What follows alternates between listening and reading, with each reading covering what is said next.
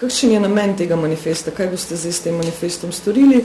Oziroma, koliko daleč boste šli, oziroma do koga boste šli in kaj pričakujete? Če bom krest. Torej, kot sem že omenil, je ta manifest nastal z namenom sprožitve nekega vala, ki se je končal z novinsko konferenco, ampak se nadaljuje tudi preko organizacij, ki direktno sodelujejo so sodelovali pri nastajanju tega manifesta, torej sprožiti val med mladimi, torej v neki, imenujemo to civilni iniciativi, oziroma civilni družbi, hkrati pa apelirati tudi na ostale, torej na neke ustanove in nekako poskušati prilagoditi zadevo v smeri bolj prijaznega tobačnega zakona. Torej, namen je predvsem to, da se ozavesti o določeni problematiki, hkrati pa tudi kaj dosega. Ali to pomeni, da boste šli tudi med mlade na šole, v srednje šole, na fakultete, osnovne šole v končni fazi? Jaz mislim, da večina ljudi, ki je ustvarjalo ta manifest, bili so namreč tako laiki kot že aktivni ljudje, to že počnejo. Se pravi, povezuje se direktno z nekaterimi večjimi projekti, nenazadnje tudi brez izgovora mladinska organizacija dela podobne iniciative, se pravi, brez reklame, ampak se dogajajo že akcije po Sloveniji. Je pa predvsem s partnerstvi, torej grajenje nekih partnerstv v Sloveniji se želi doseči to, da se to čim več dogaja, oziroma da se čim večja mreža tega dogaja, da priđeš tudi vsakega. Kdo je pravzaprav idejni vodja tega projekta, oziroma kdo recimo financira ta projekt, ker pač verjetno je treba te brošure kje tiskati in jih plačati in tako naprej? Idejni vodja, imenujemo ga idejni vodja, je neka Evropska komisija, ki se je pred letom in pol odločila za Evropski mladinski manifest. Kot sem že prej povedal, bili smo nekako določenimi točkami razočarani, sicer spodbudno ostale točke, je pa Mladinski svet Slovenije tle nam priskočil na veliko v pomoč in je tudi zadevo financiral, sofinanciral. Je pa ena taka zadeva, čeprav zgleda velika, rabi malo financ, da se tako stvar doseže, predvsem veliko volje. Lahše, v kolikšni meri je ta manifest, če je povezan z protikadilskim zakonom, ki smo ga pred kratkim uveljavili oziroma dobili v Sloveniji? Kdorkoli. Ja, torej, dobro, zdaj sem pač po zakonu moče kaj prste zraven, ampak jaz mislim, da vsaka stvar, ki podpira neke aktivnosti, jaz mislim, da je dobrodošla. Sam zakon, mi smo že velikrat rekli, da zakon so črka na papirju, ki nekaj določa.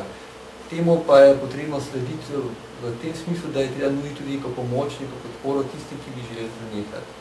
In tukaj z določenimi informacijami, predvsem pa z delom med mladimi, se mi zdi, da je to izjemno pomembno, da se v ta način tudi ena podpora temu zakonu da, posredno, ne sam temu, pa da se tudi da se da ne pove, zakaj sploh je tak zakon bil, ker marsikdo od mladih se sprašuje, zakaj pa sploh so potreba. In mislim, da tukaj je ravno to pomembno, da mladim razlagajo, zakaj pa res to ima smisel. Jaz bi tukaj še dodal, da dejansko primarna naloga, oziroma tako, kako smo mi to akceptirati, je dejansko osveščanje.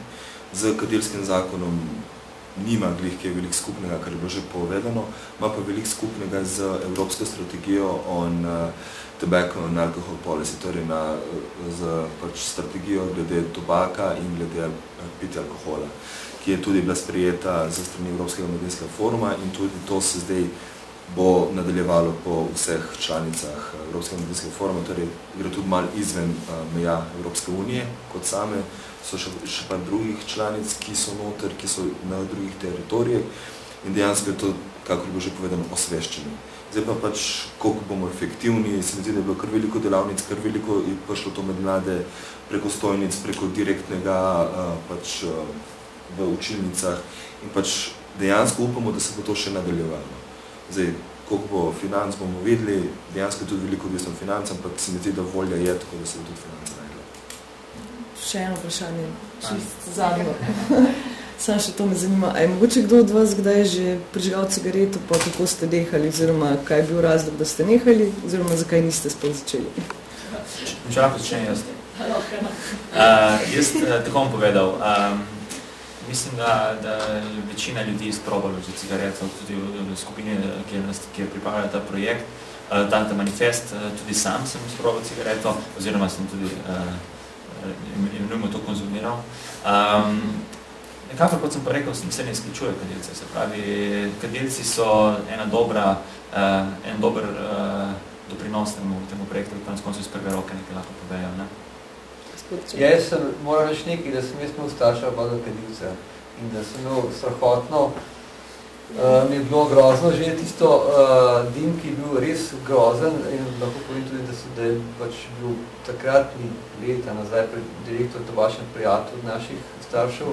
In seveda temu oni so njim problem tudi cigarete in tako da, ampak meni je bilo, tako sem bil, ne vem, alergičen, ne vem, tako mi je bilo zoprno in potem pa naslednji dan zjutraj postan dim, da jaz sem hmalo začel nalepjati, pa ko sem bil mulc, hvala, kar ne kadite v moji sobi, ne.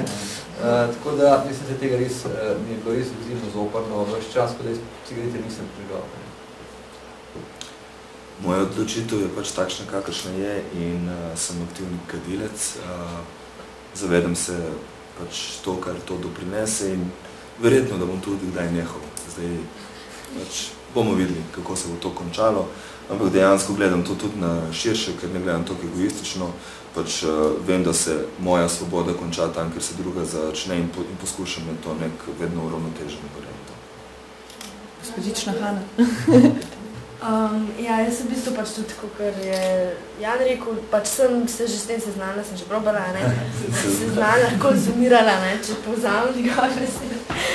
Ampak nikoli nisem ne razmišljala, ne, pač ni mi potegnilo v to, nisem videla nekega smisla v tem, ne. Bi pa zdaj sam poudarila še to, ko ste vprašali, da ne sme biti prevelike nekako diferenciacije med kadilci in nekadilci. Ne? Kot je v bistvu že Jan poudaril, gre za to tudi za sodelovanje, ne? Ni zdaj tisto pač neka vrsta diskriminacija. Aha, kadilci, nekadilci, zdaj vi ste kadilci, ne smete sodelovati z nami, ste pač naši sovražniki. Ne?